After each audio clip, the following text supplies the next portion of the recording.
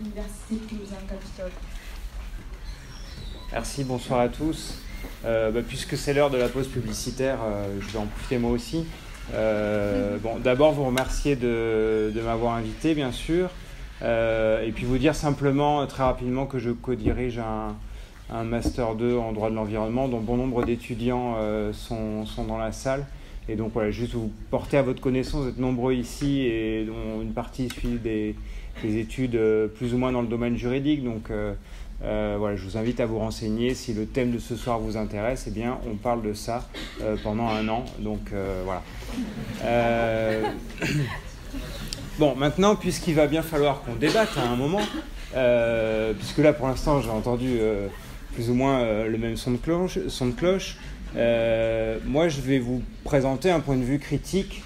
Disons que je vais jouer un peu au juriste austère, et tout en essayant d'être un peu drôle, parce que sinon on va s'ennuyer, mais voilà, d'essayer d'avoir un peu un point de vue critique sur ce fameux recours, et aussi dire quelques mots de stratégie contentieuse, puisque je pense que c'est un élément qui est très important ici.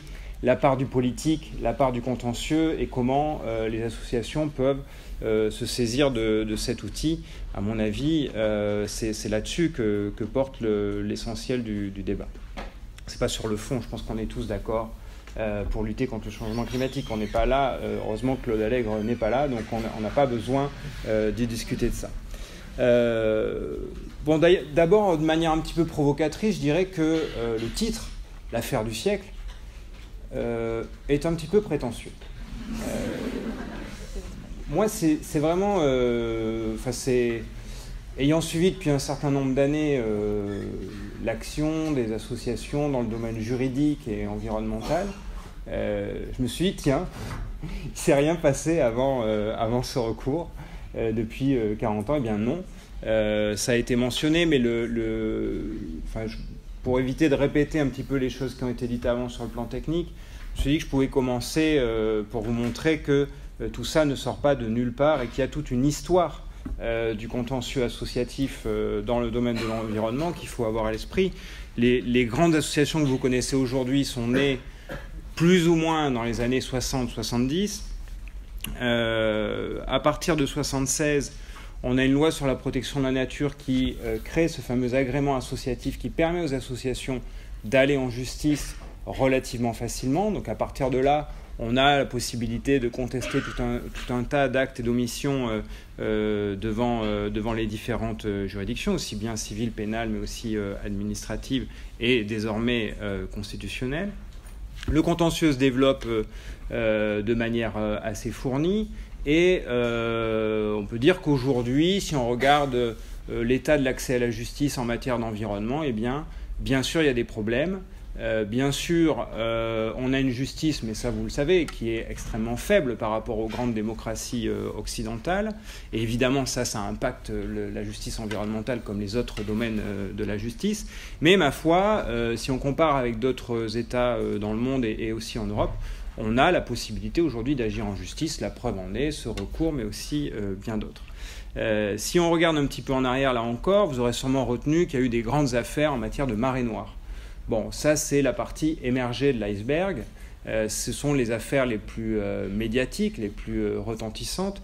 Mais il faut avoir à l'idée que tous les jours, vous avez des petites, grandes et moyennes associations un peu partout en France qui déposent des recours pour éviter l'étalement urbain, donc attaquer des permis de construire, des centres commerciaux, protéger le littoral, protéger les espèces naturelles, lutter contre la pollution et donc en faveur de la santé, contre les risques industriels ou encore sur la question des déchets. Donc tout ça se passe tous les jours depuis au moins une trentaine d'années.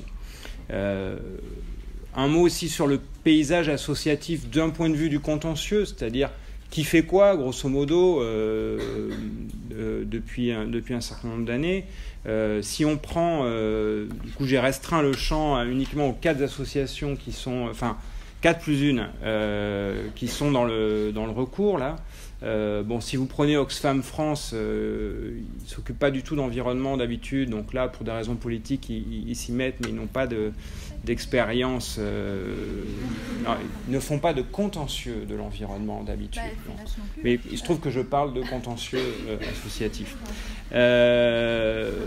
Ensuite, vous avez la Fondation Nicolas Hulot pour la nature et l'homme, qui aussi n'a pas du tout de tradition. Mais justement, c'est bien là mon point, c'est qu'on a affaire à des gens qui n'ont pas de tradition de contentieux associatif. Donc la FNH, c'est à ma connaissance aussi leur premier recours en justice, alors que c'est une association, une fondation bien établie. Bon, Greenpeace, ça a été rappelé, ça fait longtemps, eux, par contre, qu'ils utilisent le contentieux. À ma connaissance, c'est une ONG qui est structurée en France autour d'un juriste en interne depuis un certain nombre d'années. Et après, ils font appel à des avocats, souvent le même d'ailleurs. Mais leur contentieux, on va dire, je pense qu'on peut le diviser en deux éléments. Il y a l'aspect défense des activistes qui sont pris par la police, etc. Donc là, qui n'est pas du contentieux environnemental pur et dur, mais plus un contentieux de liberté publique, on va dire. Et après, l'aspect contentieux environnemental qui se concentre plutôt quand même sur le nucléaire quand on regarde, en tout cas d'un point de vue historique. Et il y a une autre grande association qui n'est pas dans le recours, c'est France Nature Environnement, qui elle est l'association qui est la plus structurée en interne, puisqu'elle compte 2 salariés, 2 ou 3, je ne sais plus où on en est, mais au niveau national, une vingtaine de salariés répartis sur tout le territoire, qui sont tous des juristes professionnels, sortant de certains Master 2 de droit de l'environnement, et des dizaines de bénévoles et d'avocats qui gravitent autour et qui aident au contentieux. Et puis enfin, notre affaire à tous, qui est la dernière née, puisqu'elle n'est pas encore, à ma connaissance, agréée, donc là, qui, à ma connaissance aussi, donc est assez jeune et plutôt constituée de bénévoles. Que des bénévoles. Quels sont... ensuite, deuxième point que je voulais rappeler, mais peut-être c'est un peu trop technique, je vais juste le dire rapidement. Quels sont les précédents en matière de action en responsabilité en matière environnementale sur le terrain de ce qu'on appelle la carence fautive. La carence fautive, vous avez compris, c'est simple. On reproche à l'État de n'avoir rien fait. D'accord ? y a un enjeu, vous n'avez rien fait, donc ça constitue une faute à partir du moment où on est capable de démontrer que vous aviez l'obligation d'agir. Bon, je vais y revenir dans un instant. Les précédents, j'en ai retenu deux principaux qui me semblent significatifs. L'affaire des algues vertes en Bretagne qui a été évoquée. Cette affaire intéressante. Il y a trois éléments qui ont été retenus dans cette affaire. L'État avait tardé à désigner des zones vulnérables au nitrate, donc il avait l'obligation de désigner des zones vulnérables, il a tardé à le faire. Ensuite, il y avait aussi violation du droit de l'Union, mais qui était bien établie, puisque la Cour de justice de l'Union européenne avait, avant cette décision-là, dit que la France ne respectait pas ses obligations en matière de nitrate, donc on était sur un terrain bien balisé. Il était reproché aussi à l'État, en matière d'élevage agricole, d'être un peu trop souple, c'est un euphémisme, avec les exploitants porcins. Donc des régularisations d'élevage illégaux et surtout une insuffisance des contrôles. C'est-à-dire qu'on a des fonctionnaires qui sont supposés contrôler les élevages et qui soit ne contrôlaient pas assez, soit ne voyaient pas suffisamment les irrégularités dans ces élevages. Et donc ça a conduit à la reconnaissance de la faute de l'État, qui a été condamné à indemniser le préjudice moral des associations. Par la suite, il y a eu d'autres contentieux, mais je ne vais pas développer. Mais on a aussi une deuxième affaire, et qui malheureusement est beaucoup moins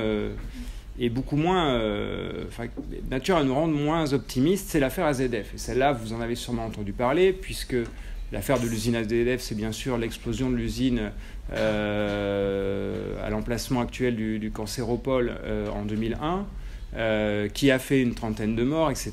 Et là aussi, des associations de victimes ont cherché à engager la responsabilité de l'État en disant, voilà, il n'y a pas que Total qui est responsable de ce qui s'est passé, il y a aussi l'État, parce que l'État n'a pas suffisamment bien contrôlé l'usine. Et là, on n'est pas resté en appel, on est monté jusqu'au Conseil d'État. Et c'est toujours intéressant de voir ce que dit le Conseil d'État, puisque c'est toujours lui qui a le dernier mot. Et bien, là où la Cour administrative d'appel de Bordeaux avait admis la responsabilité de l'État, le Conseil d'État revient en arrière et dit non, certes, il y avait bien la présence d'un stockage irrégulier de produits dangereux dans l'usine, donc il y avait bien une illégalité dans l'usine, mais le fait que les contrôles n'aient pas été suffisants pour détecter ça, eh bien, ce n'est pas de nature à engager la responsabilité de l'État. D'accord ? Donc, autrement dit, pour faire simple, la faute n'est pas suffisamment caractérisée, elle n'est pas suffisamment grave pour justement être véritablement une faute. D'accord ? Donc attention, on est sur un terrain où peut-être que les juridictions de première instance et d'appel peuvent être parfois généreuses, mais quand on monte jusqu'au Conseil d'État, on a affaire à une rigueur et, sans anticiper sur ma conclusion, à un certain conservatisme parfois. Quelques mots sur l'affaire elle-même. Pour vous dire que d'un point de vue personnel, et bon, ça a été dit, je suis absolument convaincu que l'État ne fait... Alors ce qui est reproché, c'est pas qu'il fasse rien, c'est qu'il fasse pas suffisamment. Bon, effectivement, le rapport du GIEC a été cité. Je n'ai aucun doute sur le fait que l'État ne fasse pas suffisamment. Mais ce qui est intéressant, c'est pas l'avis personnel de Julien Bétail sur la carence de l'État, c'est quelles sont les chances que ça puisse fonctionner d'un point de vue juridique. Et alors là, moi, comme je ne suis pas dans le secret des dieux, j'ai consulté seulement la demande préalable pour voir exactement quels étaient les arguments qui étaient utilisés. La question, c'est de savoir si l'inaction de l'État ou l'insuffisance de l'action de l'État, est-ce qu'elle peut constituer une faute ? Et pour qu'elle puisse constituer une faute, et ça a été rappelé aussi, il faut évidemment qu'avant, on puisse identifier une obligation de lutter contre les changements climatiques. On ne peut pas reprocher à l'État de ne pas avoir fait quelque chose sur lequel il n'était pas obligé d'agir. Alors on invoque d'abord la Constitution. Très bien, articles 2 et 3, excellent argument, mais je vous le dis tout de suite, ça nécessiterait une jurisprudence constructive de la part du Conseil d'État en la matière. Donc, vous voyez ici, on n'est pas sur une stratégie qui consiste à s'appuyer sur des éléments bien établis dans la jurisprudence. Les auteurs du recours veulent faire reconnaître quelque chose de nouveau par la jurisprudence. Je ne suis pas du tout contre l'innovation juridique. Je dis simplement que pour l'instant, ça n'a pas été fait. Donc, wait and see. Ensuite, on nous parle on utilise l'argument de la CEDH. Là aussi, même registre. Ce que je me limite ici à constater, c'est qu'aujourd'hui, certes, on a une superbe jurisprudence de la CEDH en matière d'environnement, mais je ne suis pas entièrement spécialiste de la question, mais à ma connaissance, il n'y a pas de décision du juge administratif français qui applique en France la jurisprudence de la CEDH relative à l'environnement. Donc là aussi, peut-être que le Conseil d'État, tout à coup, va se réveiller et va se trouver ça formidable. Mais jusqu'à présent, en tout cas, il ne l'a pas fait. Ensuite, est tentée l'invocation d'un soi-disant PGD, principe général du droit, qui serait une obligation de lutte contre le changement climatique. Alors vous savez que le PGD, c'est bien pratique pour le juge, ça lui permet de créer des nouvelles obligations comme ça, de toutes pièces, au mépris du principe de séparation des pouvoirs. Bon, là ici, c'est ce que j'appelle du droit fiction, c'est-à-dire que, et il faut le tenter, très bien, il faut essayer. Mais voilà, pour l'instant, ça n'existe pas. Donc ça veut dire qu'en face, vous devez avoir des juges bienveillants qui sont prêts à créer comme ça un nouveau PGD. Alors ils l'ont fait déjà par le passé sur d'autres domaines, mais là encore, vous voyez, c'est quelque chose qui n'existe pas. Donc, wait and see. En revanche, sur le droit international, alors là, je serai un peu plus catégorique, il n'y a pas de wait and see qui tienne, puisque tous les accords internationaux qui sont évoqués dans le recours ne sont pas d'effet direct. Donc, si vous avez suivi votre cours de droit administratif en deuxième année, vous connaissez les conditions de l'effet direct. Bon, vous pouvez toujours chercher dans tous les sens. Et là, bien sûr, on peut toujours interpréter et considérer que ce sont des droits de l'homme, etc. Bon, le juge, il est un peu plus pragmatique que nous. Il va lire l'accord de Paris, il va dire ça, c'est pas des droits de l'homme, donc c'est pas d'effet direct. Ce sont des obligations entre États uniquement. Et encore, je pense que si on regarde bien à tête reposée l'accord de Paris, je ne suis pas sûr qu'on trouve des obligations si rigides que ça dans l'accord de Paris. Malheureusement, dois-je le préciser. Ensuite, et pour finir sur une note positive concernant cet élément-là, c'est le droit de l'Union européenne. Eh bien oui, en matière d'environnement, c'est toujours lui le plus fort. Actuellement, c'est de ce côté-là.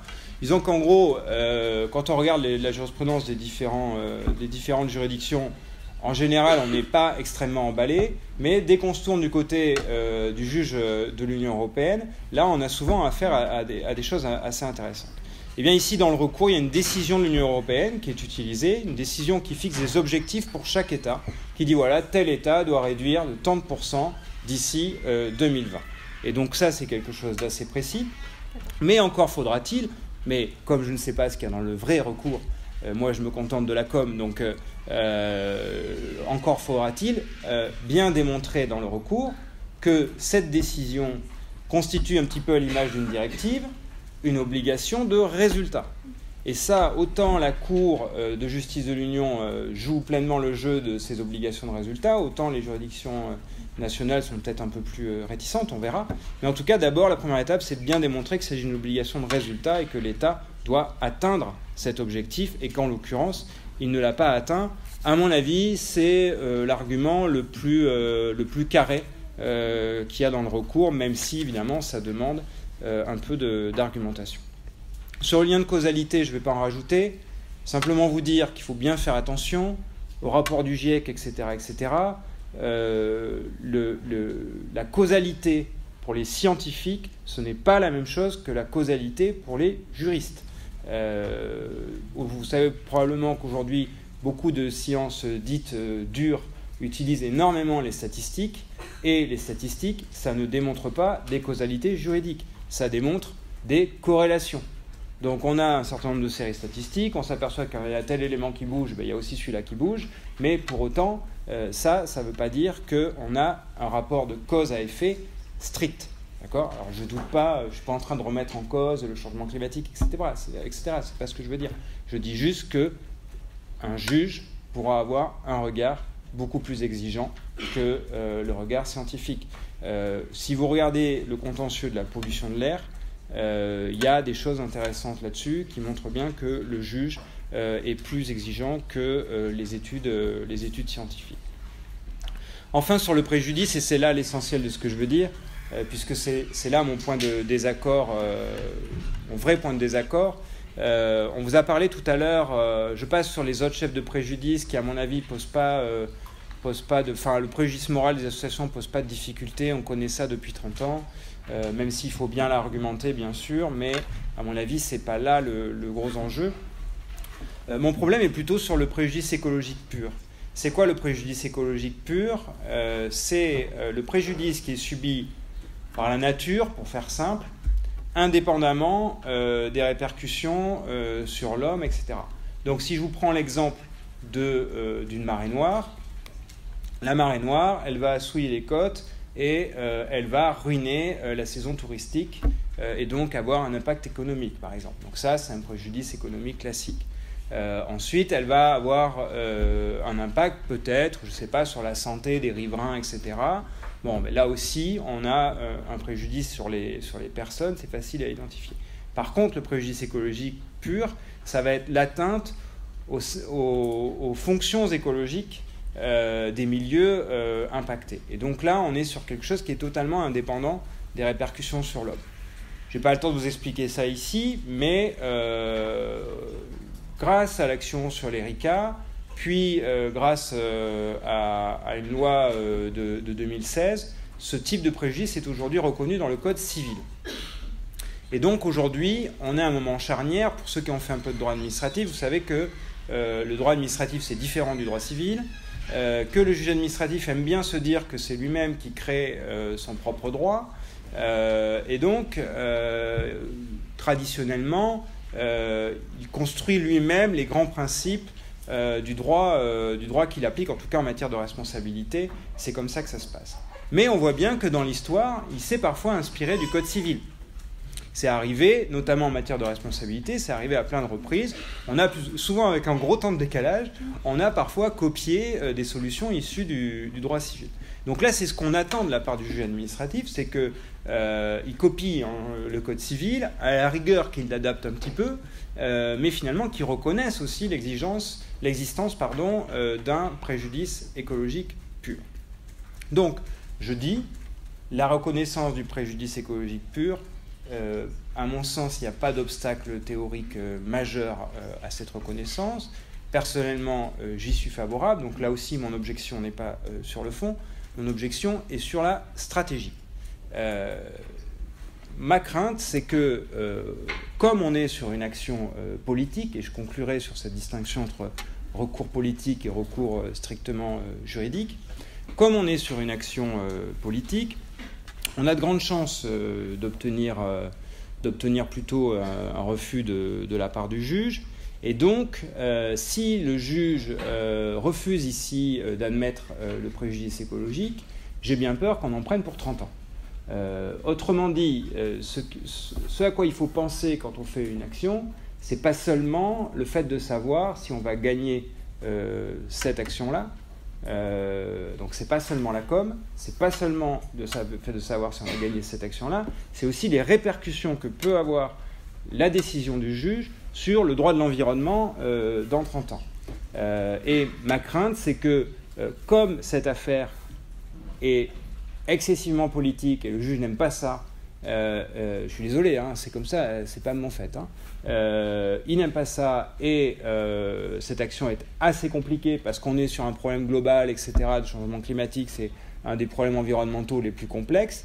Et bien finalement, qui regardent ça de loin et qui disent « Ouh là là, je ne vais pas m'embarquer là-dedans ». Bon. Quelle serait une stratégie pour faire reconnaître, une stratégie alternative pour faire reconnaître le préjudice écologique pur? Eh bien, ce serait de commencer par des cas simples. Et c'est ce que fait, par exemple, France Nature Environnement quand elle décide d'essayer de faire progresser le droit, et pas seulement de l'appliquer, mais aussi de le faire évoluer, c'est qu'elle commence toujours par des petits cas devant des tribunaux de première instance un petit peu partout en France, ensuite progressivement en appel, et enfin devant le Conseil d'État. Alors, je ne vais pas en dire trop là-dessus, ce serait trop long, mais c'est plutôt ça, une stratégie à moyen et long terme, c'est plutôt ça, à mon avis, une bonne stratégie si on veut faire progresser le droit. Donc, moi, ce que j'aurais envie de dire à notre affaire à tous et aux autres associations, c'est que si vous voulez obtenir la reconnaissance de la faute de l'État dans ce domaine-là, tant mieux. Je pense que ça ne va pas avoir de répercussions négatives sur le droit de l'environnement des années à venir. Comme vous voyez en matière, dans ce domaine-là, par exemple sur AZF, il y a déjà eu des mauvaises jurisprudences, donc on n'est plus à une près. Mais par contre, sur le préjudice écologique, moi je suis extrêmement sceptique. Je pense que le fait d'invoquer ça dans une affaire aussi complexe est dangereux et risque d'avoir un effet complètement contre-productif. Voilà à peu près ce que j'avais à vous dire.